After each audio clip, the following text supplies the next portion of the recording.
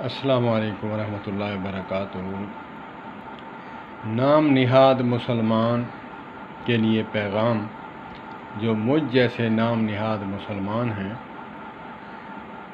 انہوں نے تو اپنے آباء و اجداد کی جو بھی طریقہ کار تھا ہم تک پہنچایا۔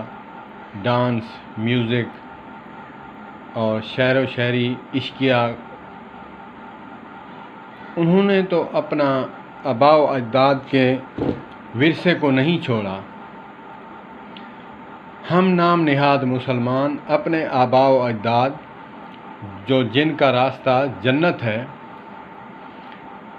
ان کو ہم نے چھوڑ دیا۔ ایک جنگ کے دوران کفار نے ایک ترکیب سوچی کہ محمد صلی اللہ علیہ وآلہ وسلم کے دیوانوں کو ایک طریقہ بچا ہے ہرانے کا۔ عتبہ، شیبہ، ابو جہل، سب یہ پارٹیاں بیٹھ کر انہوں نے سوچا کہ ایک طریقہ ہے، وہ کون سا؟ عورتوں کو ہاف لباس پہنا کر، بنا سجا کر،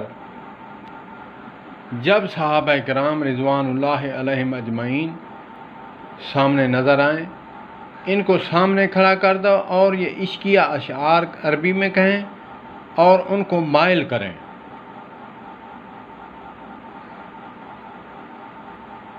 اور انہی لڑکیوں میں سے ہمارے صحابہ کرام رضوان اللہ علیہم اجمعین کے بارے میں کیا کہا؟ روایات میں آتا ہے، انہوں نے کہا بزبان حال سے، کہا کہ یہ پتھر کے بنے ہوئے ہیں کیا؟ یہ اندھے تو نہیں؟ ہم نے بہت کوشش کی راغب کرنے کے لیے، انہوں نے تو ہماری طرف دیکھا تک نہیں۔ یہ اندھے تو نہیں؟ یہ پتھر کے بنے ہوئے ہیں کیا؟ اللہ اکبر کبیرہ، اللہ اکبر کبیرہ۔ ان کو کیا پتا تھا؟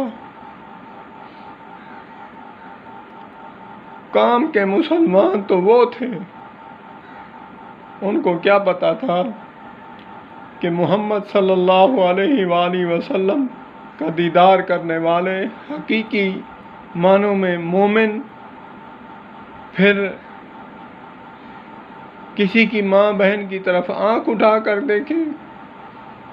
ہمارے اوپر تیر انہوں نے چلایا، کامیاب ہو گئے۔ ہمارے اوپر، میں اپنی بیٹی کو، میں اپنی بھانجی کو، میں اپنی ماں بہن کو اسی روپ میں دیکھتا ہوں، میرا دل خوش ہوتا ہے۔ اور بچی بولنے لگتی ہے، بچہ بولنے لگتا ہے تو وہ گانا کہہ دے، گنگنا دے تو ہم خوشی سے جھومتے ہیں۔ میں اپنی بات کروں، کسی کی بات کروں برا لگے گا، میں اپنی بات کروں۔ میری داڑھی نہیں تھی اس وقت، اللہ معاف فرمائے، میں نے توبہ کی ہے، اللہ پاک میری توبہ قبول فرمائے۔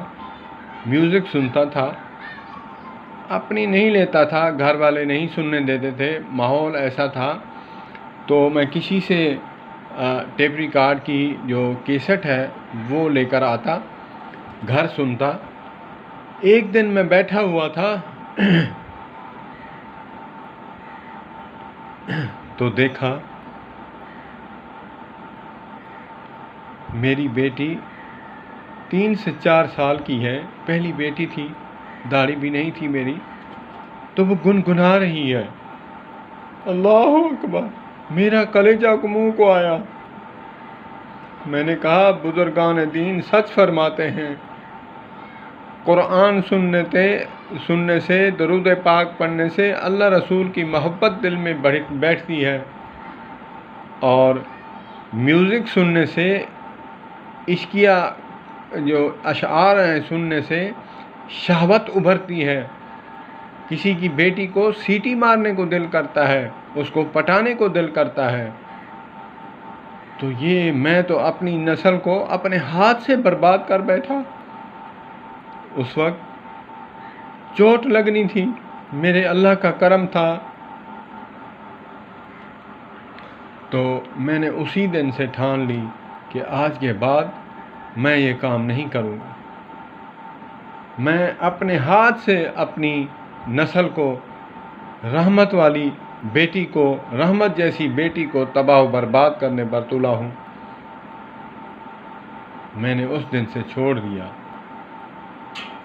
تو جب علماء کرام کی تقاریر تلاوت لگاتے لگاتے الحمدللہ الحمدللہ، میری بیٹی کے اب 2 بچے ہیں، بڑی والی کے، اب وہ الحمدللہ الحمدللہ جتنی وہ عبادت کرتی ہے میں بھی نہیں کرتا، اس عمر میں نہیں کرتا تھا. اللہ کا لاکھ لاکھ شکر ہے. باقی جو 3 بیٹیاں ہیں ان کی بھی تربیت ایسے ہوئی کہ اللہ پاک نے محبت اور ایسی الفت ڈالی کہ اللہ پاک نے ان کو بھی دین کے ساتھ وابستہ رکھا. اللہ پاک سب کی عزتوں کو محفوظ فرمائے. انسان کو اللہ پاک نے وہ ٹیلنٹ عطا فرمایا ہے. 18,000 کم و بیش مخلوق ہے، کسی مخلوق میں ایسا ٹیلنٹ نہیں جو اشرف المخلوقات انسان میں ہے. انسان چاہے ہندو ہو چاہے مسلم ہو. تو وہ ایسی کمال ٹیلنٹ کر گزرتا ہے جو کسی کے وہم و گمان میں نہیں ہوتی. دین میں چلے جائیں، دنیا میں چلے جائیں، انسان کو اللہ پاک نے کمال ٹیلنٹ دیا ہے. مولانا عبدالعزیز شجابادی نور اللہ مرکزہ فرمایا کرتے تھے، یہ کرمنا بنی آدم، یہ پوری مخلوق کا، باقی مخلوق کا یہ دلہا ہے، سردار ہے. اللہ نے اس کو دلہا بنایا ہے، مگر اپنا یہ مقام بھول بیٹھا، اپنا یہ مقام بھول بیٹھا. انسانیت کے دائرہ کار کو پھلانگ بیٹھا. اور میں یہی بات کہنا چاہوں گا کہ ہم نے آباء و اجداد کی سنت کو، طریقے کو چھوڑ دیا اور کفار نے ہم تک اپنے طریقے کو پہنچانے میں کامیاب ہو گئے.